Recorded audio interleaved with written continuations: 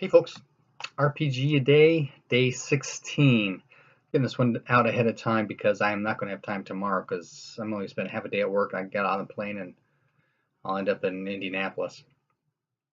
But today's question is, shoot, which RPG do you enjoy using as is? Now, I can imagine a lot of folks, if anybody's watching these things, I'm thinking, oh, he's going to say RuneQuest or Fancy Trip. Well, that's true to a certain extent.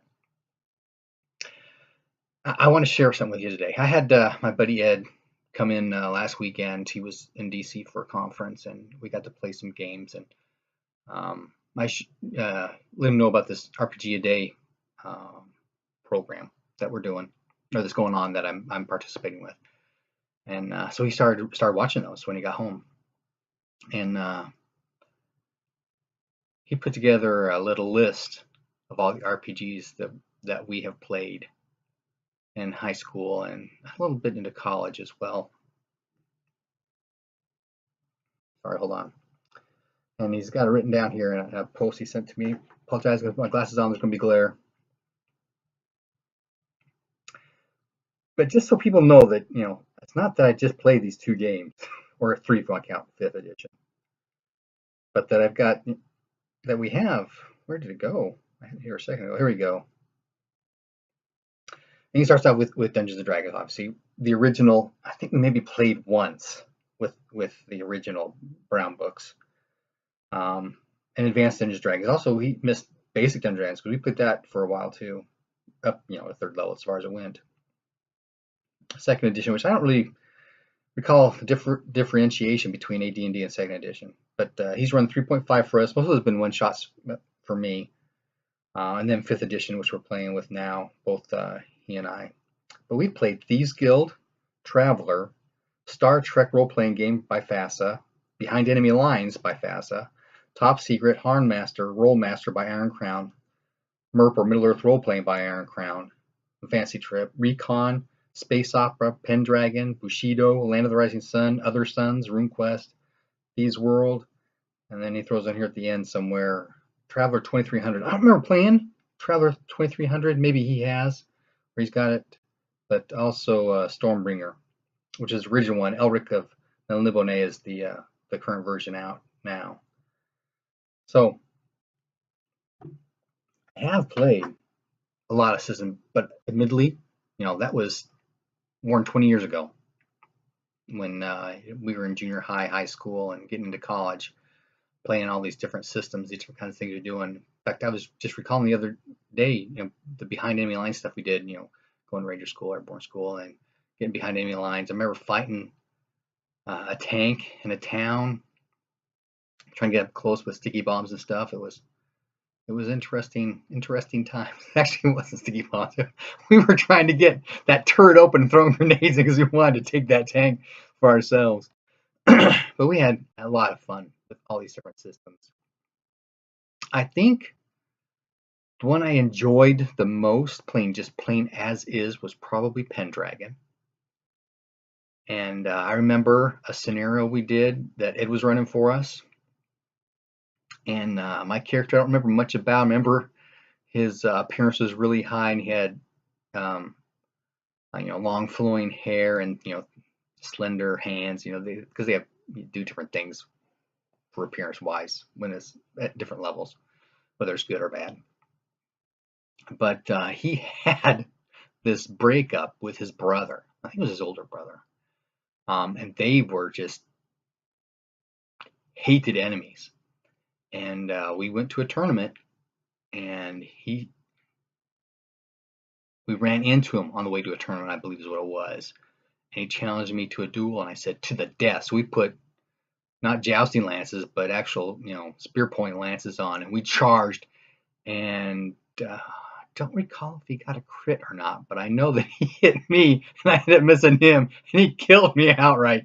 The shortest campaign, well, not the shortest, because the first 2 times I played Advanced Dungeons and Dragons, my character got killed very first encounter, both times with wolves. And it's kind of funny because some people say, you would never kill off the first character on the first, somebody's character on the very first. Well, it's not like they killed them off. Ran wolves kill us. But a lot of people these days, if their character were to have died on their first encounter, their first game, people are horrified that kind of thing would happen. But I loved it. It's what sold me on role playing. Here was a pen and paper and dice simulation of medieval combat, and I loved it. Absolutely loved it. And I've been playing and/or trying to play ever since. But when you play so many different systems, you learn the way other designers look at things, and you start picking up bits and pieces of stuff. And we've been tweaking stuff, well, not since day one, but at least since college, making modifications to stuff. I remember we were playing Dungeons and Dragons, or at least some sort of Dungeons and Dragons, in college with Mike. Shoot, I forgot his last name.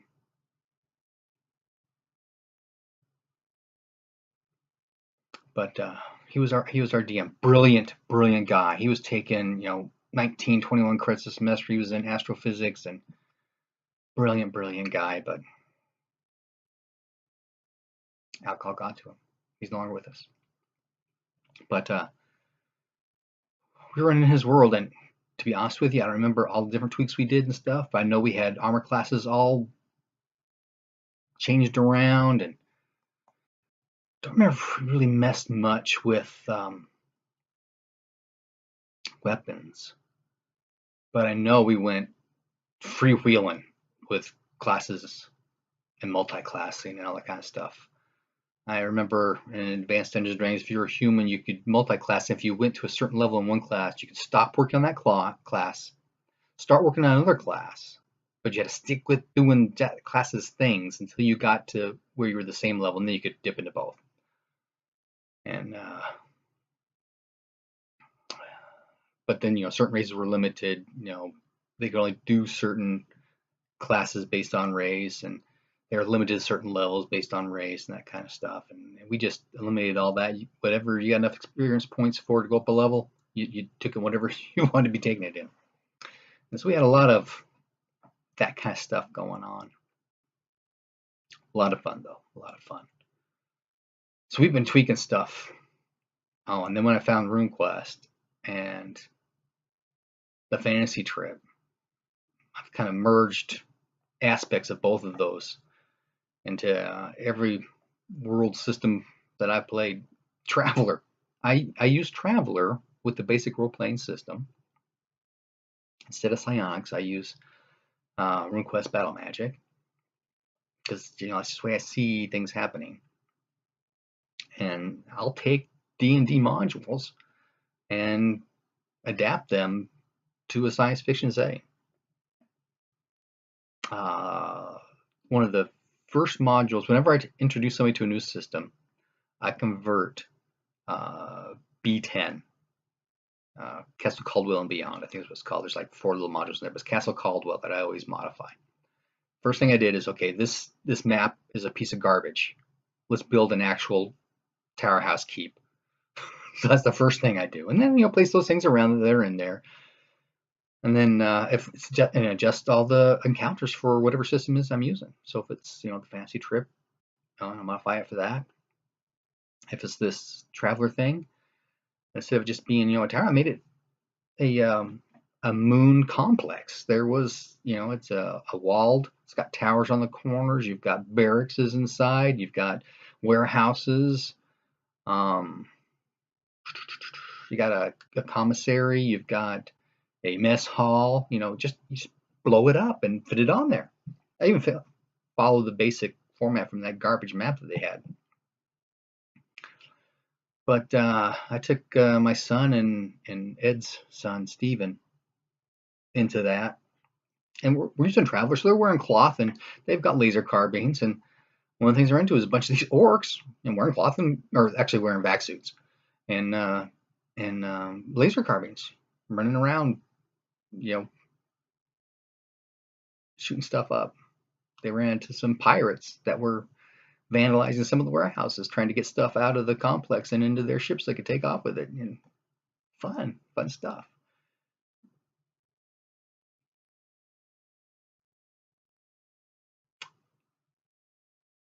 So I believe in tweaking. I actually heard,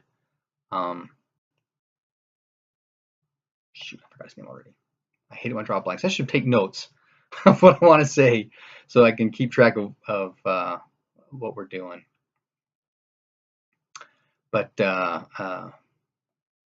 YouTuber guy, and he used the word tweak, and I go, I've never heard anybody use that word, because we used to use it all the time. Let's tweak the system with this. Let's tweak the system with that. And that's just how we rolled. You took what you had and you made it so it made sense to you. That's what a lot of it came down to.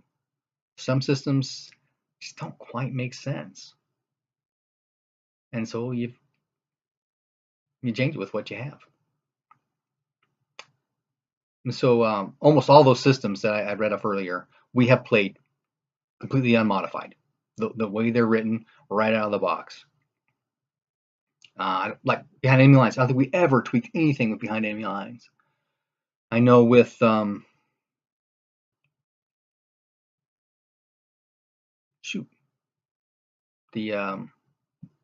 Top Secret, there we go.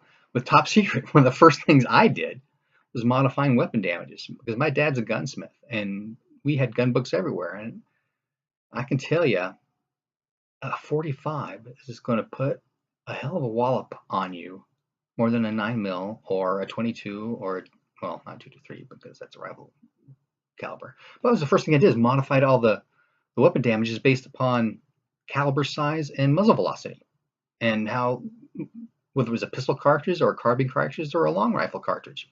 Of course, 22 long rifle is not really a long rifle cartridge, it's still a pistol cartridge. But a 308, 30-06, 30-30, those are rifle cartridges. A 223, that's a carbine cartridge. Actually, 30-30 is a carbine cartridge too. But so I had these modifiers and I had all kinds of calculations. The only thing I remember is that a 45 gave you a +5 damage, because well, that sucker will knock you down. But tweaking is in my blood. I don't know where it came from, but once it started, it hasn't stopped. But getting back to this question, which one I enjoy the most running as written, was Pendragon.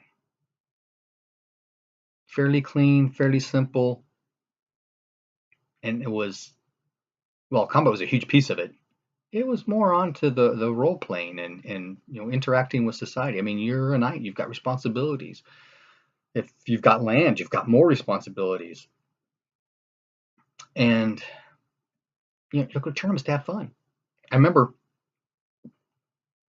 a guy I had, I don't remember anything about him, but I remember he was trying to make some moves on, it was the Duchess of Orleans.